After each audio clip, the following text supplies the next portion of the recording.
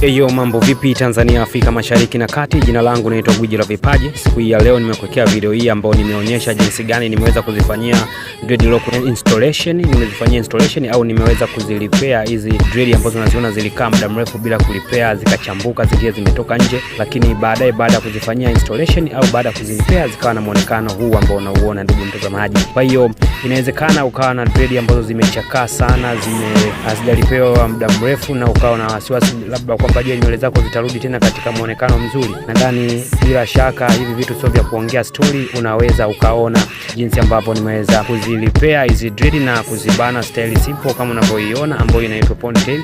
Ndugu mtazamaji, nadhani umeziona ndugu mtazamaji, na hapa ndio muonekano wa mwisho kabisa baada ya kuzirepair dread zetu, na baadaye zimekuwa hivi ndugu mtazamaji. Zimekuwa na muonekano ambao natumai wewe mwenyewe unaona dread imeng'aa vizuri na mng'ao vizuri, na lengo la kurepair dread ni kitokee kitu kama hiki pia, kwamba dread zishine lakini hata mtu apendeze. Nadhani binafsi unaona hii video ya mwanzo, ukiangalia mwanzo kabla hazijawa repaired zilikuwa na muonekano ambao zimechakaa sana, lakini hapa umeweza kuona ndugu mtazamaji zimekaa vizuri.